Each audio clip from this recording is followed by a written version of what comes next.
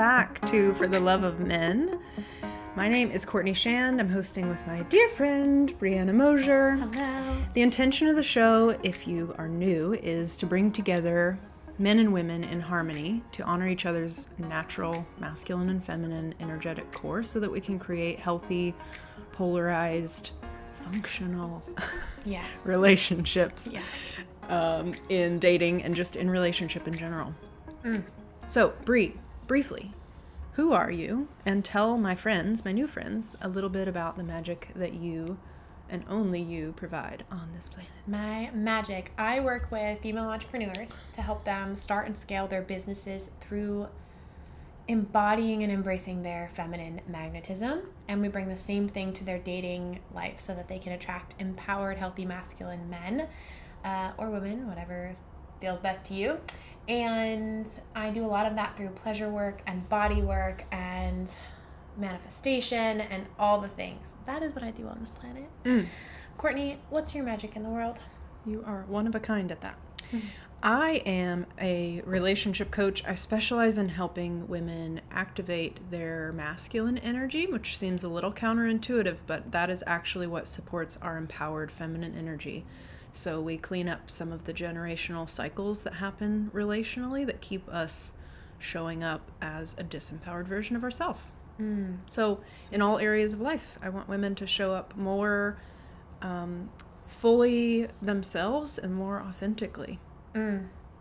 Genius. Yeah, I love it. I'm really excited about today's episode. Me too. That we This is just gonna be came fun. up with Yeah. as we were eating tortilla chips and avocado dip, Yeah. also known as guacamole. Yeah. This was avocado salsa, so to be fair. It counts. Courtney, what is our topic today? We're going to give you guys some dating advice. Some not so dating advice. So Terrible dating we were just brainstorming toot, toot, toot, all of the dating advice out there that we've heard through the years that we've societally accepted as obvious norms. Like, oh, of course. And we as women never question it. So what we are wanting to do is kind of flip this to a more empowered thought process to give you some new thoughts to be thinking and some new space to calibrate to in your dating life. Welcome to Bad Dating Advice Made Good. That's what this is. Can I start with my favorite one? Yes, please start. You My start. favorite terrible piece of dating advice that is also, dare I say, anti-feminist. Okay, you can say that. Why buy the cow when you can get the milk for free? This idea that if a woman has sex with a man or if a person has sex with their partner, that all of a sudden they're devalued as a potential partner because he's getting the milk for free. So just to be clear, in this scenario, you are the cow being milked. That someone is saying, hey, no one's going to buy you if you're allowing someone to have sex with you before you have a ring. That's what the buying is the ring. Okay? There's a lot I don't like about this. Whatever you want to call commitment. There's a lot I don't like about this, but specifically that it's reducing women to just their sexuality as their only value. So he's only going to buy you and want to have sex with you if you make that exclusive, right? If you give it away, then, oh, well, you're not worthy anymore. And Courtney was bringing up also, do you want to share what you were saying? I think it's anti-masculine. Like this one just altogether is like, no, we're done with it. Disempowered. Disempowering, because that also reduces men to only having sexual needs. Yeah. And what we know to be true about empowered masculine men is that they are the full package. Yeah. No pun intended. They are like the... Took me a minute. Go on. Full package. They are I lost my wanting focus. Start over. more. They're wanting more. They're wanting more from us because they have more needs that they're aware of than just their sex drive. I think if we use this as the common norm, it reduces men to only searching for sex. And what I've experienced in my dating life is that men are looking for a deep connection with a woman that they can't experience anywhere else, sex or no sex. Yeah. So I think we need to take the sex off the pedestal in this way and not make it be a gatekeeping kind of exclusive currency. Like, to me, it just feels very transactional when we make it about a person's value, because men have a lot more to contribute than sex, and women have a lot more to contribute than sex. Yeah. And both of us want more than just our primal sex drive. Yeah, and just playing in the context of being bought and being a cow should be your red flags in this analogy, right? But it actually goes a lot deeper. And so, yeah, this idea that women are only valued for the milk that they can provide, aka the sexual satisfaction they can give, is baloney. Oh, wait, we're on my podcast, not on the social medias. It's bullshit. So throw it out. And like Courtney said, it's deducing men to just having sexual needs when we know that that is not true and is emasculating to men, because they're whole, complete people who have more needs than just sexual. Yeah. And I think that would really piss men off. I think they would be like irritated to think that they are only looking for a partner that's one-dimensional. They want I 100% believe men are looking for the most qualified, capable, brilliant, intelligently sound, grounded, logical, beautiful, embodied woman that they can get. The that highest is value partner. 100%. If you ask any man on the street that is aware of what he wants in a partner, those are the things. They want the highest quality partner that they can get. And that has nothing to do with sex. Yeah. Sex could be a part of it that they value. I'm sure they would love it. And that's fair. That's human nature. Yeah. But it's not the whole thing. If it is the whole thing of what the man wants, then it's important that you consider where you are with what you want. Because maybe you do just want a hookup situation, and that's fine. But if you're wanting more and you're wanting a long-term partner, then there will be more involved than just your value of bringing sex to the table. Yep. Yeah. Great point. So the good advice would be, instead of why buy the cow when you can get the milk for free, how would you flip this? I think that this is having to do with getting clear on what you want. Understanding what you want from a relationship partner also is going to inadvertently force you to get clear on what you bring to the table.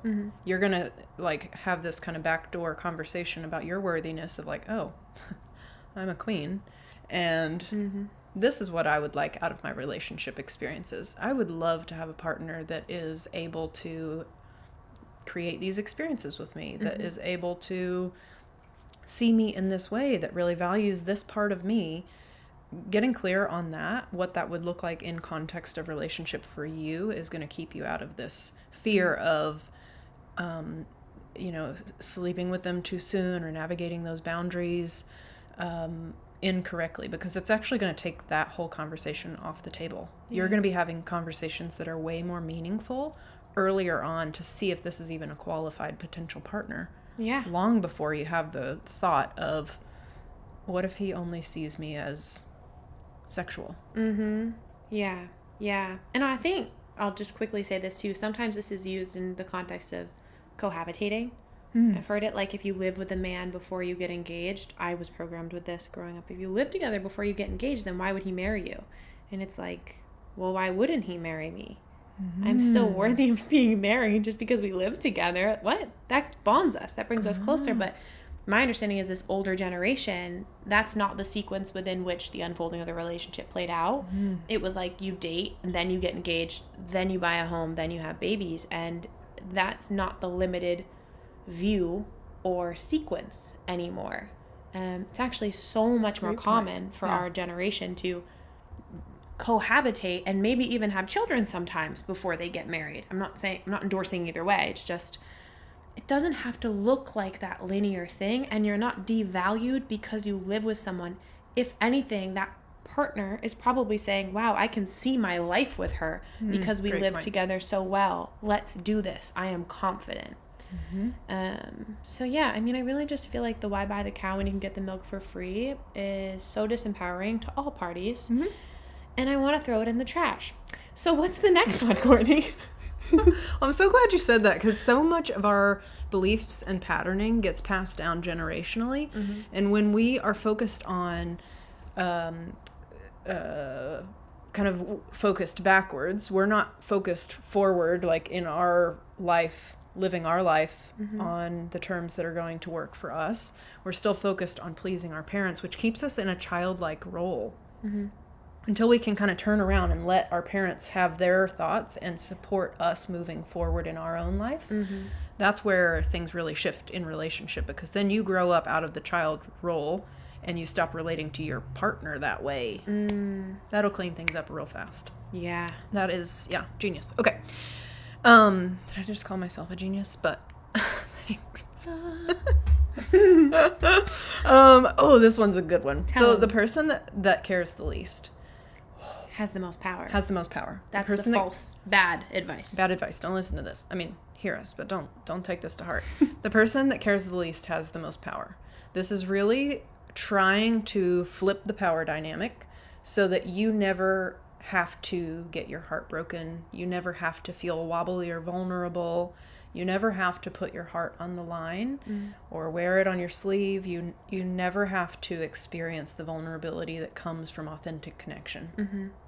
I have not found a way around vulnerability and authentic connection. There isn't one. That feeling of like, that's part of it. The more you can get used to that feeling, and the more you can feel in charge while you're feeling that feeling, and not make it mean that you're going to fall over, or that you're going to ruin it, or catastrophize it, whatever you're... Catastrophize? Is that the right word? Yeah. Anyways, the things that we're kind of like triggered by, when we stop making this sensation mean that in our mind, we can reframe it and really operate in a really empowered paradigm, and we can move forward with our life in a much more empowered way, which means that... I'm just going to keep taking this one. Is that okay? You have any... I'll add on Jump when in. you're, Okay. when you're ready. Which means that instead of it being a power dynamic, we're both equals. And when we're both equals like that, we can actually show up safely. We're not always in this insecure posture of, they're going to leave me, I have to keep pleasing them, which is what this is kind of designed to do. And usually it is to counter an avoidant partner's emotional unavailability, truthfully. That's kind of where this starts. So a lot of women will use this as like, oh, well, I don't need him anyways. I care less than him. Yeah. And all that does is keeps you wasting your time on unavailable partners when they're never going to meet your needs. There are 7 billion people that are available to meet your needs, and you're still focusing on this one, trying to have this like power struggle. And that's just never going to feel good to an empowered feminine woman. Yeah, that's an old trauma pattern trying to play out, right? Your nervous system will try to correct old dynamics. So I'm just making this up, but like if you had a father who didn't show you as much love or wasn't available, unless you do this self-reflection, it's really common that women will go try to date emotionally unavailable men, or men who work a lot, or men who were absent, because their nervous system is saying, if I can recreate this scenario and correct it, then I can let go of this hurting. So that was mind-blowing for me when I learned about how our nervous systems, we do that on a subconscious level. And it just causes more pain. Courtney's right. It's usually with the avoidant style of attachment. It's also, you know, what you're saying underneath that is that you don't believe that you're worthy of choosing just because of who you are. And that's not true. That's like trying to manipulate and convince someone to choose you and want to be with you. And you don't need to do that in healthy dynamics. And I'm telling you, as someone who's been through very unhealthy, toxic, abusive situation, and having done all this work and cleaned it up, no, empowered masculine men are going to want to love you just for the being that you are.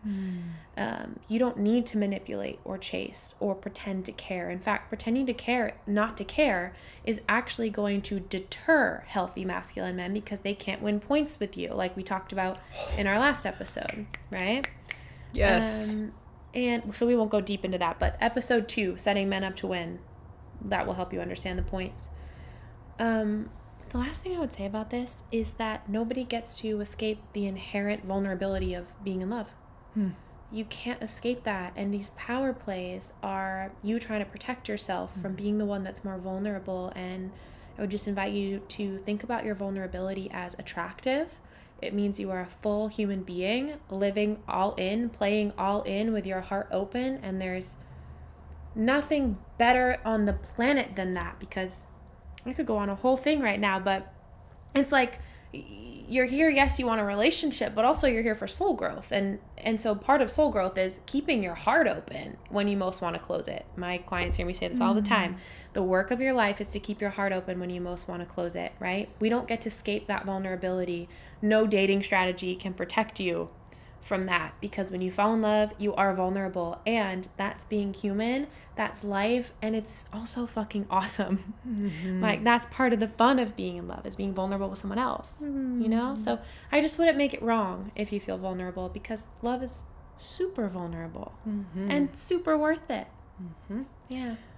As you were saying that, I was thinking you never get to experience trust either.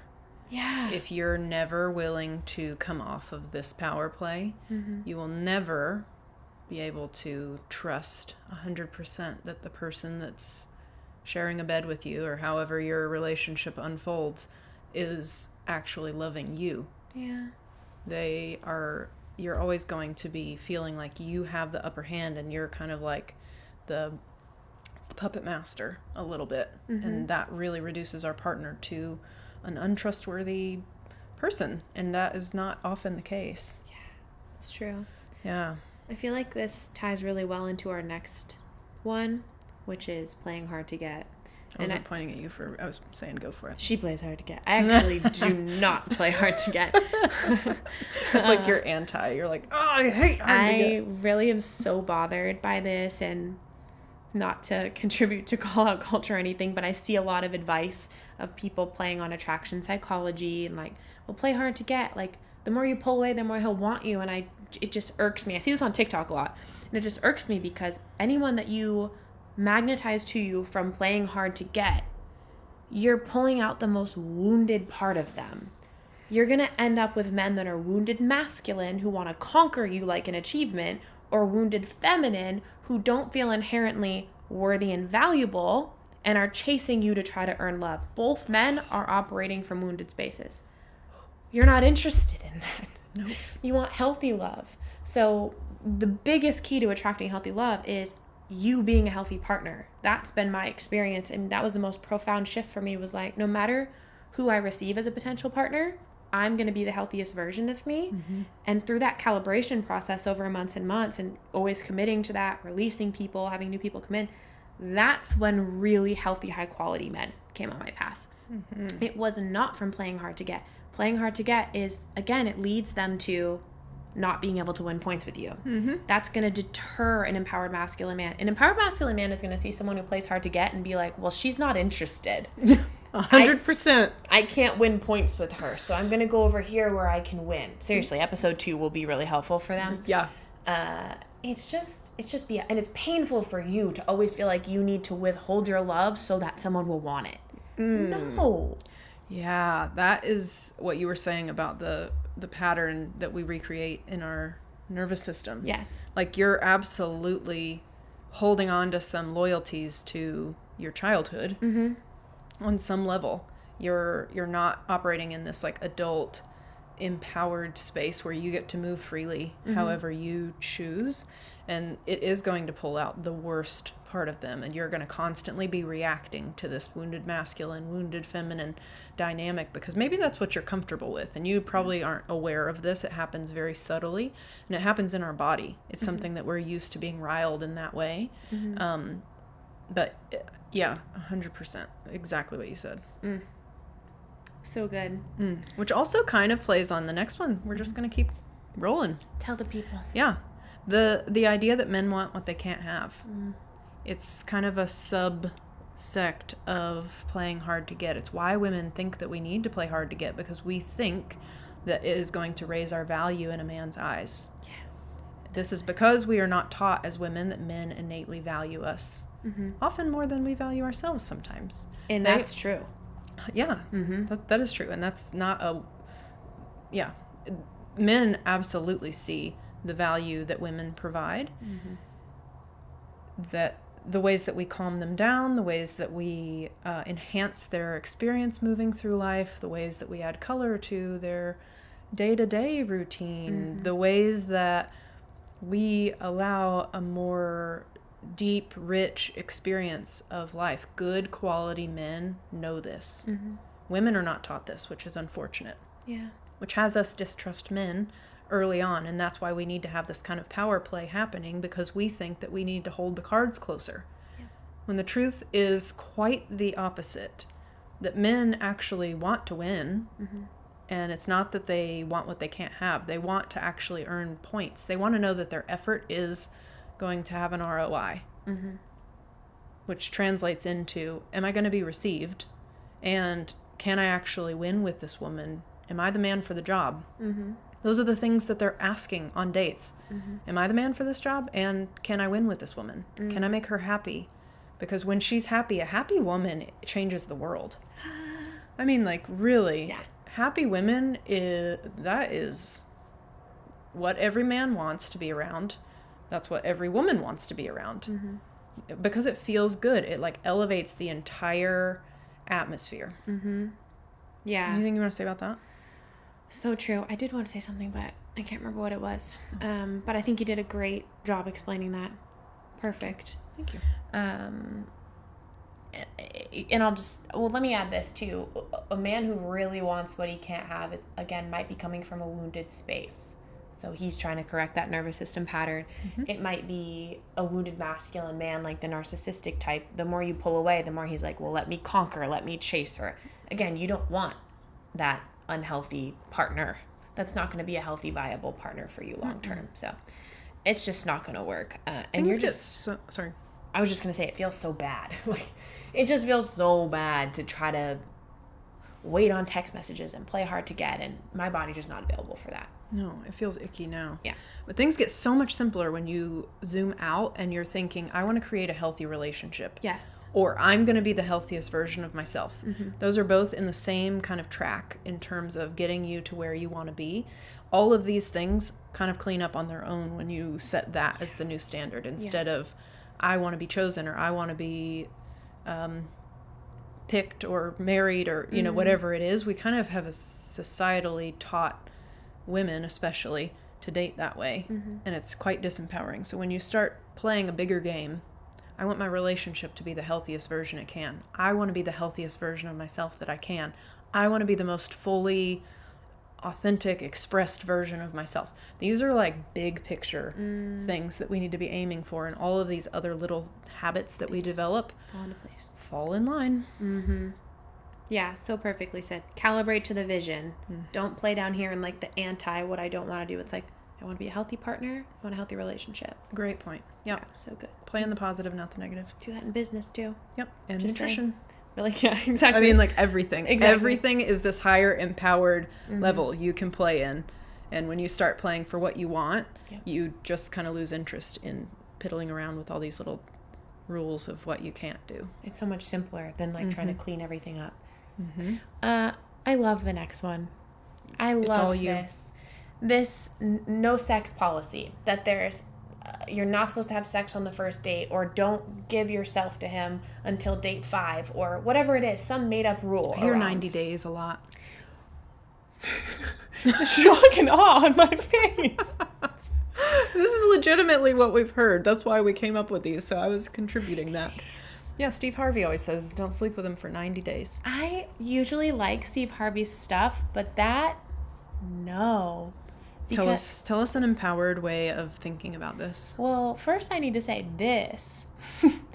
Is that 90-day rule playing on the fact that if he sleeps with you before then you're devalued? Like that all he wants is sex? What I saw when he explained that one, to the best of my memory, is that it gets women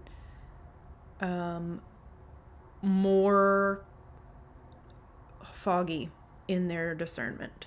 We're talking about how to discern. Yeah. Okay. We're talking about how to discern more empowered. Right. I think his stance is that you will see him for who he is more clearly if you take sex off the table. Which can be true. When you're dating, you're looking for clarity of who is this person? What is this character? Can I trust more of myself with him? Right. And for some women, sex is a very intimate part of themselves they're not willing to share until they've seen X, Y, and Z line up for this character. Yeah. So I think that's Fair. I don't think it's totally wounded how he's saying Okay. it, but I do hear it very woundedly, and I want you to reframe it for people in an empowered way. Yeah, well, I don't think there's anything wrong with having your own personal policy on how long you would like to wait.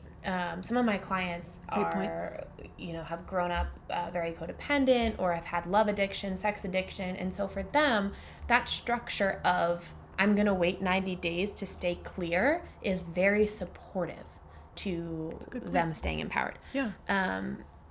Now, when I work with women who don't necessarily have that history, these rules can feel really shaming because, again, this is looking at it from a different lens.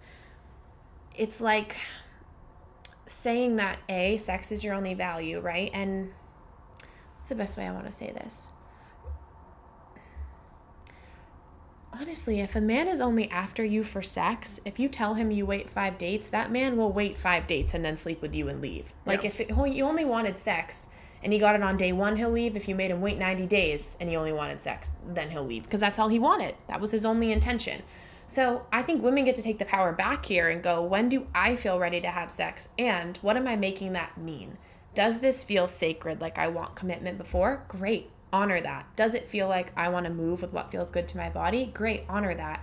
But this layer of shame around, if I give it away too soon, that makes me less valuable, that makes me dirty, that makes me, it's really less valuable. Damaged goods. To think of the ones I hear. Yeah, it makes a woman easy. It makes her, oh my gosh, I'll circle back on this, but I used to know someone who would say, it was a man who would say, I want to be the key that unlocks many locks, but I don't want to be with a lock who's been unlocked by many keys. Oh. It's this like misogynistic view. Yeah, nauseating. I know. It's nauseating. So we just have to look at, what are we making sex mean? Because it only has to mean what you make it mean. It can be this like beautiful sacred exchange between you and someone you love. I'm also not anti-hookup. If that's the phase that you're in and it feels good to you, then you get to do that without introducing shame around you being less valuable as a woman. It's just not true. You can't lose your value because you've had sex with someone.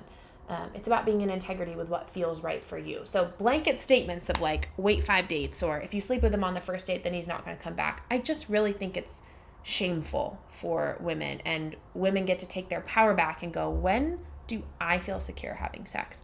And how can I set myself up to win if I have a history of love addiction or sex addiction, to make sure that I don't form attachments that I'm not ready to make those attachments yet. And if I don't have that background of love addiction, sex addiction, whatever it is, then still, when do I feel ready? Because it's your decision, not society's choice on when you get to. I'm so glad you brought that perspective. Like, hearing that, it is so, like, this is a vulnerable boundary to navigate. Yeah. Most women that talk to me about this have a lot of baggage around it and a lot of shame.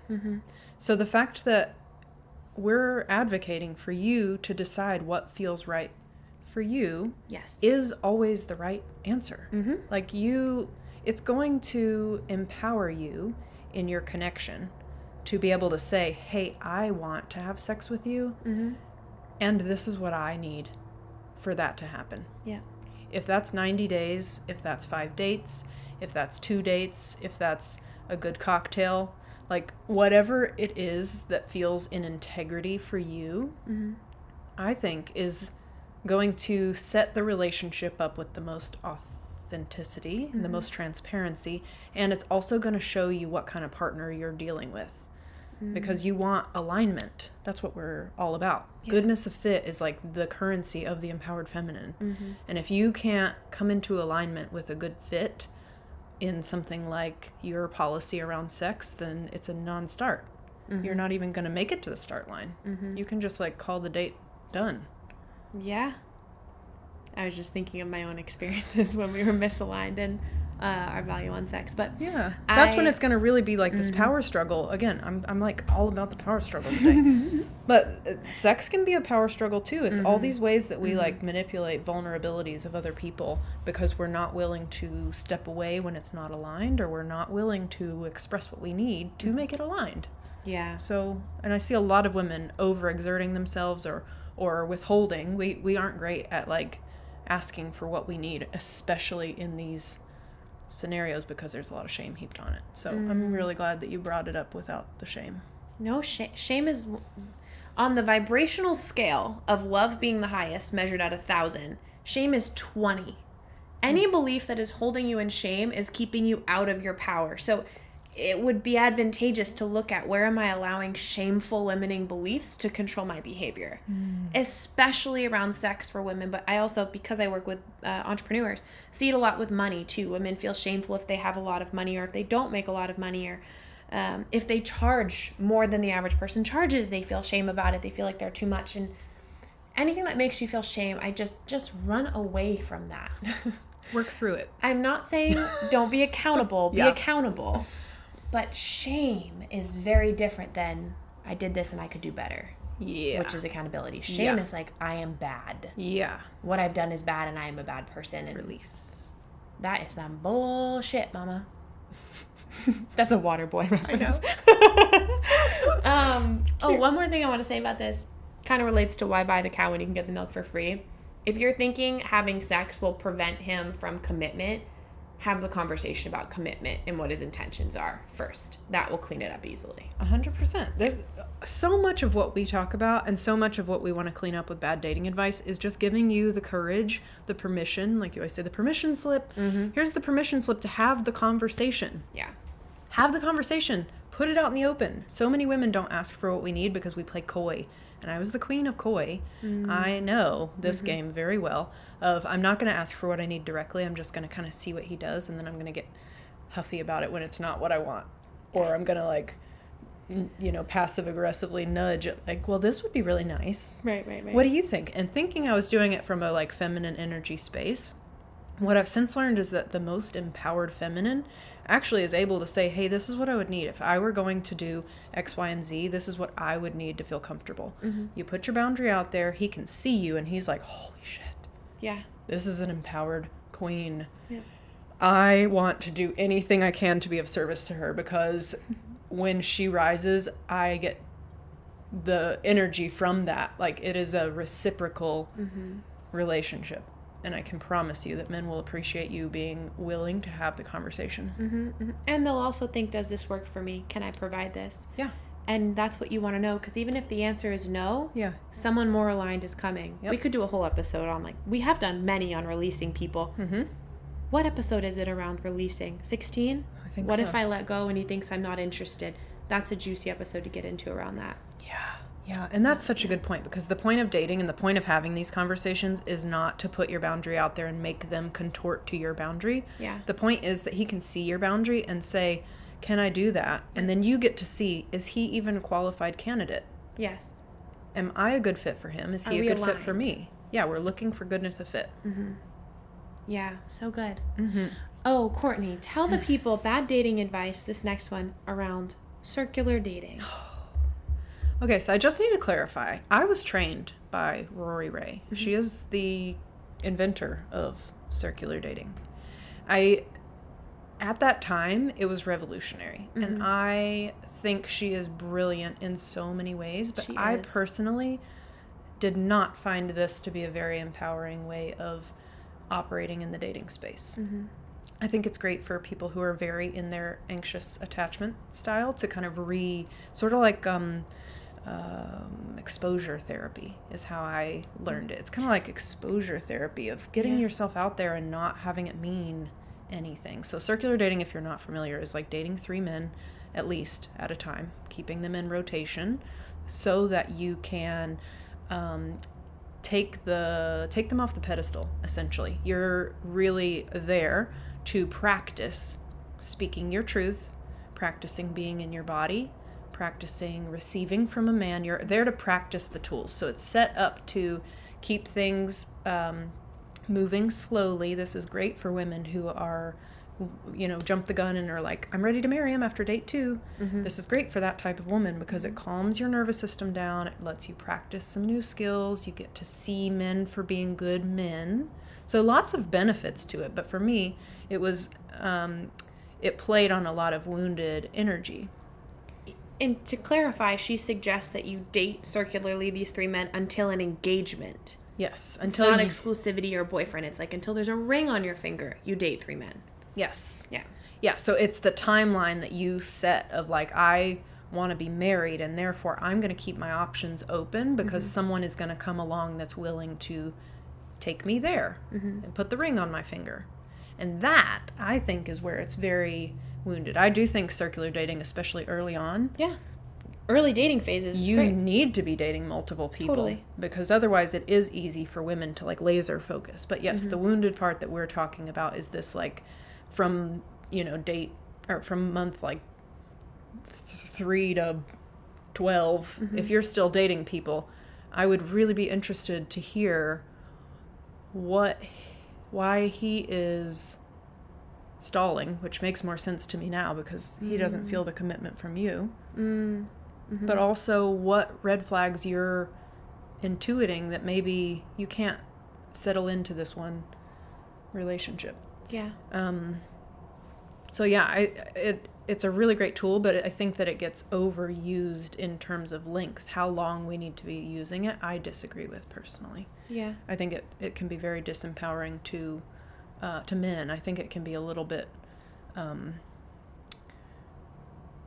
trying to think how I want to say this because, yeah, I think it's just disempowering for both parties. But that's been my experience that it doesn't continue to bring out the best in a man.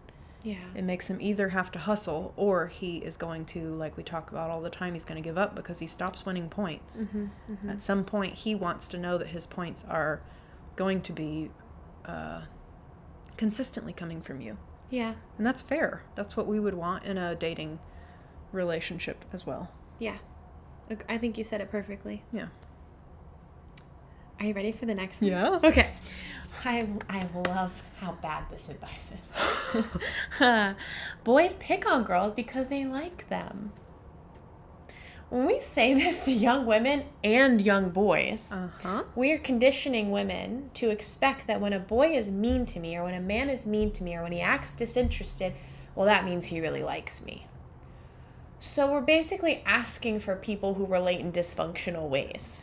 Because the truth is, when a man likes you, he's going to want to do nice things for you and tell you he likes you and ravish you and be present and consistent. A man who, I realize this is given to children, but the issue is that it's conditioning them to believe and behave in a certain way with boys and with girls. And for boys, you're conditioning them that when you like a girl, you pick on her. And that's not the protector provider energy women are looking for. That feels like perpetrator energy. Yep. It's like, love you, man. That's where it's going to go.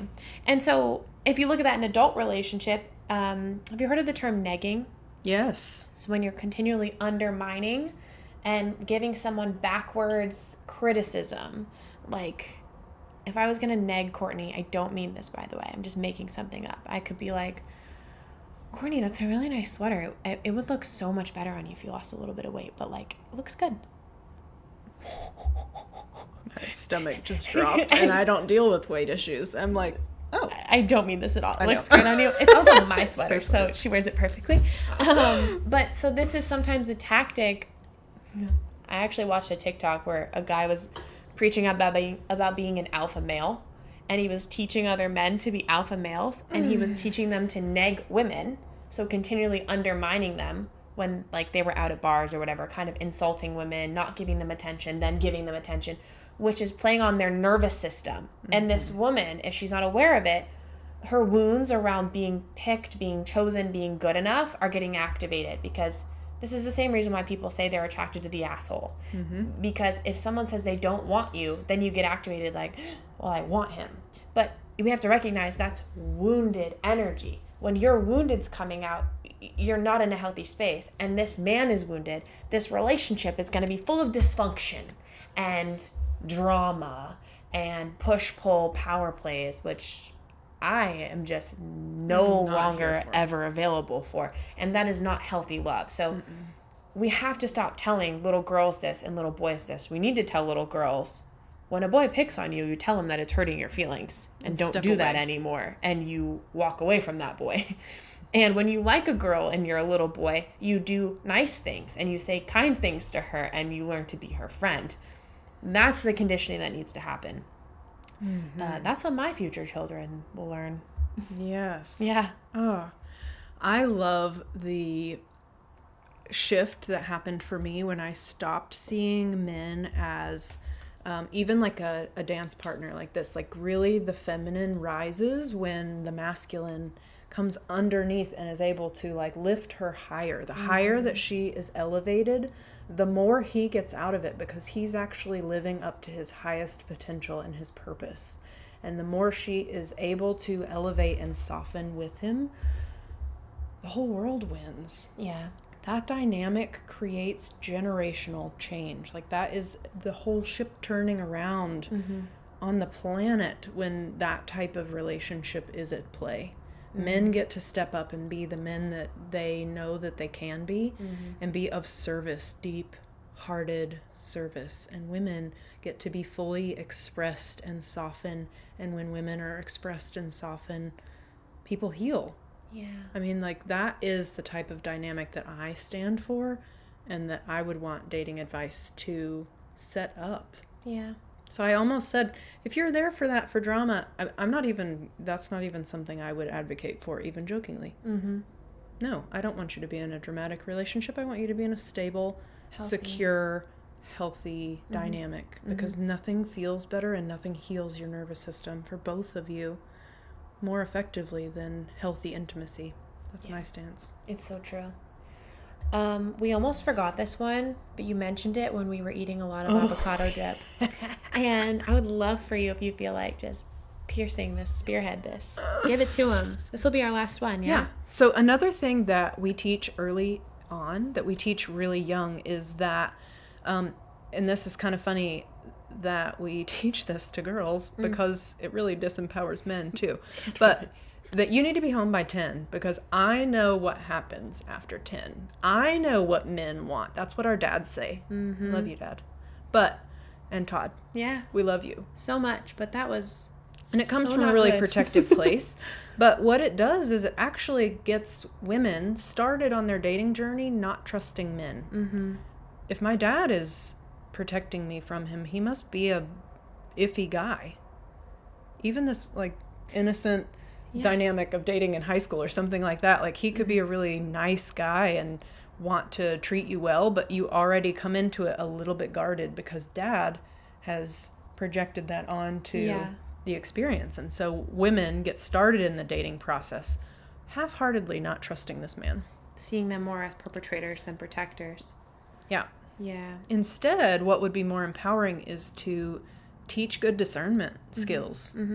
I love that you said that when we were talking this out, of we want to teach our daughters good discernment skills of what healthy men look and feel like, so that they can keep their nervous system calm and keep their antennas online. You know, like, their intuition is going to lead them. And if we trust our kids, and I'm not a parent yet, but this would be my hope, best case scenario, that if we trust our kids and we teach them good discernment skills, that we can send them into the dating pool with their nervous system calm and their intuition activated, and trust that they know the right way to go. I also think that belief, again, introduces shame around sex. Maybe that woman, again, we're not talking about minors here, we're talking about women, like adults, but that belief in adulthood has introduced this feeling of, like, having sex is bad. Like, all he wants from me is sex, which is deducing your value. I know what happens after 10 p.m. I know what boys want. It's like, well, are you saying that all he ever wanted from me was sex? And that's why we were dating? Because that doesn't feel good. I'm a whole, complete person. And also, so is he. So, like we talked about in the beginning, he probably wants more. You know, I mean, again, good discernment, but it's not really respectful to good men either. And good men unintentionally disrespect good men in this way. The next generation of good men. I was gonna say something else about this. I'm sorry, I cut you off. off. No, I was glad you cut me off, because it had already left my brain. I think it would be so cool if dads would kind of take under their wing the men that they're sending on a date with their daughter. If they, like Todd, for example, my dad too, but like Todd would treat you like a queen, super EM in a dad role, and therefore you look for that. Yes. Same thing, like my dad is amazing, super empowered man, and I look for qualities that he has exhibited. That feels good to me. I feel safe around this type of qualities. It's the same thing of why can't men calibrate to the next generation of men so that they treat our daughters the way that he would want her to be treated, instead of warning her, be careful. Yes. You jogged my memory. Good. By saying that, which is perfect, which is the way to empower this is not to tell women, oh, I know what he wants from you. It's actually to teach men how to be good men and care for us and build a bond and figure out what we want. Do we want to be physically intimate? Do we not? Like, how to have that conversation with women. Basically teach these young adult men how to be better, how to be more honest, how to be in integrity, how to ask for consent, and be okay with no and not make it mean anything, and be willing to build a relationship. Like, we need to empower men in a different way so that women can feel safe and calm. Consent is really hot. It's like the hottest thing ever.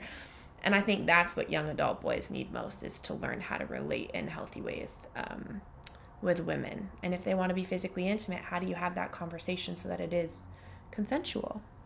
I think that skill, exactly what you said, of how to have the conversation and to not be attached to the outcome being something about you, is something that would be such a gift for the next generation of men to learn from either their dads or my dad, or, like whoever is available. That would be the way that we can clean this up. So good. Yeah, I love that. I'm glad. Oh, this was a juicy episode. This was fun. Wow. Courtney, where can the people... Oh, wait. Before you tell the people things, I need to tell the people something. Okay. Please share the show if you love it. Oh, yeah. Please share the show. Share it on your Instagram. Tag us. Our Instagram handles are in the comments. Mine's @BuildingBri, BRI. Courtney_Shand. Yeah. Tag us. We want to repost you. DM us if you have questions you want us to go over. We want to talk to you and hear your feedback. If you have more bad dating advice you want to share, we'll bring it on the show. Yeah. But really, your shares mean everything. And even if you just privately send it to someone that you think will benefit, that would be amazing. So thank you to all of you who are doing that, by the way, because we are growing in numbers and we're really grateful. So, okay, now, if you want more from my brilliant friend, where can they find you? Thank you. So like I said, Courtney_Shand is where I am on Instagram. Courtney Shand, you can find me on Facebook there as well. And then my website is just CourtneyShand.com. And right now I have some really fun master classes that are available for this content. I have programs built to help women, again, release some of this old patterning that we have inherited so that we can calibrate to or experience with our entire body and nervous system what some healthy relationship dynamics look and feel like. So that is really my specialty. I love helping women with that as they're navigating the dating pool.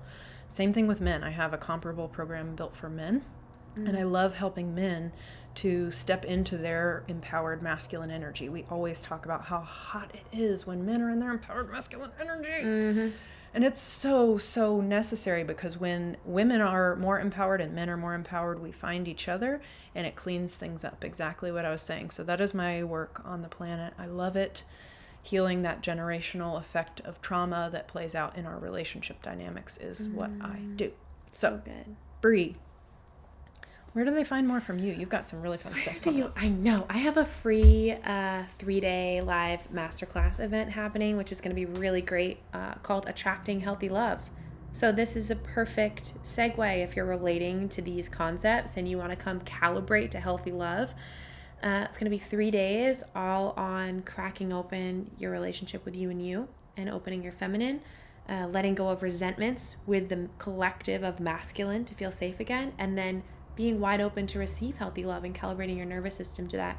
And it's free for the beginning. I'll put the link in the show notes so you can come to the live version. It is March 8th through 10th and then it will be a paid program 3 days later. So you have to come live if you want it free. And at the end of that, I'll invite you into a container called Inside Out, which is it's very popular, one of my programs on the art and science of healthy relationships and magnetizing divine masculine. It is juicy. People come out of that program and they tell me this should be so much more money because it's the concepts you and I know. Yeah. It Isn't really that the changes. best compliment? Yeah. It changes the way that you be in the world as a woman and with men in your dating life. So you can come into that too. I'll put that link just in case you feel called to come into a more immersive container. But my Instagram, my website is buildingbri.com, BRI. And you can contact me there for anything else you might need. Thank you guys for listening. We love you so much. We'd love to hear from you. And we will see you next week.